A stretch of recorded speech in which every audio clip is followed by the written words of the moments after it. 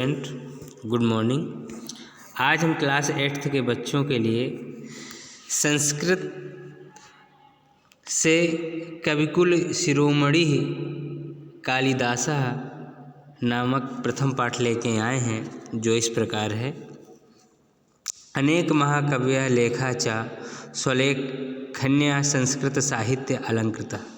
अनेक महाकवि लेखक अपनी स्वयं की रचना से आज तक प्रसिद्ध, अलंकृत और अमर होते आए हैं। एते कवयः सन्ति, इनमें से अनेक कवि सन्ति महर्षि वाल्मीकि जी, भास, भारवी, बाणभट्ट, दंडी इत्यादि। इनमें से कुछ कवि महर्षि वाल्मीकि जी, भास, भारवी, बाणभट्ट इत्यादि अनेक कवि रहे। एतेषु कवि महाकवेः कालिदास नाम अपि अग्रणीयम् अस्ति।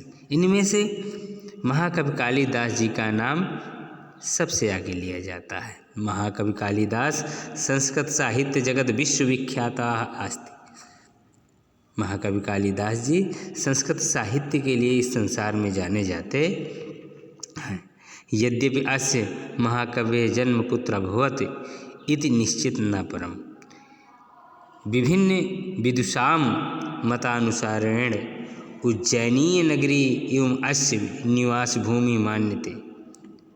महाकवि कालिदास जी का जन्म कहाँ हुआ, इसमें ये निश्चित नहीं है, लेकिन कई विद्वानों का मानना है, उनके मतानुसार इनका जन्म जो है उज्जैन नगरी में ही हुआ होगा। इनका निवास स्थान जो है उज्जैन ही रहा होगा। यतः कविना कालिदासेन सुरचनासु प्रायः उज्जैनी वर्णम कृतम। उन्होंने जो है अपनी रचनाओं में उज्जैन नगरी के शब्दों का, वर्णों का चयन किया है, इसलिए ऐसा माना जाता है कि उनका जन्म उज्जैन नगरी में हुआ होगा। कथ्यते इत्यं यत् कालिदासः स्वप्रारंभिके जीवने महान मूर्खः। ऐसा मानना है कि महाकवि कालिदास जी प्रारंभ में बहुत ही महान मूर्ख थे।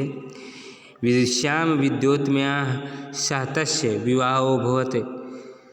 विदुषी महिला विद्योत्म्या के साथ जब उनका विवाह हुआ, कालिदासस्य मूर्खतामवलोक्य विद्योत्मा तस्य तिरस्कारम् अकरोत् गृहात् च निष्कासितावती।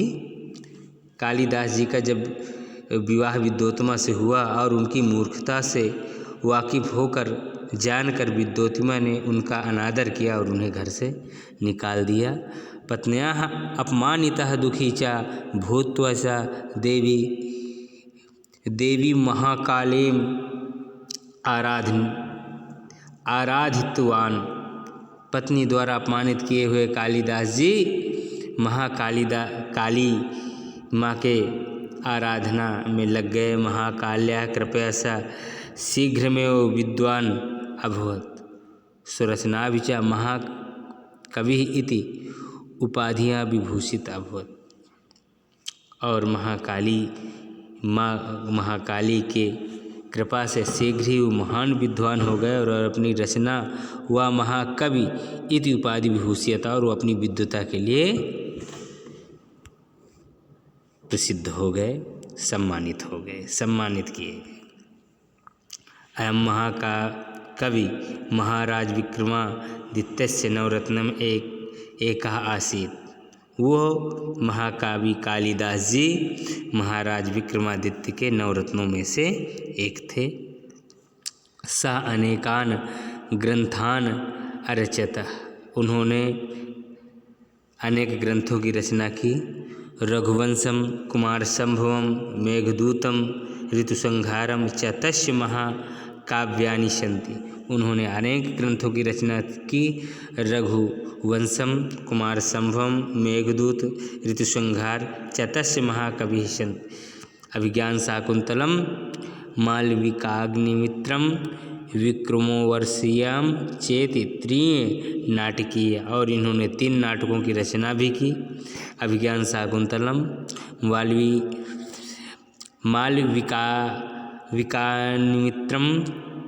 विक्रमोर्वशीय चेतित्रेय, ये 3 नाटकों की उन्होंने रचना की।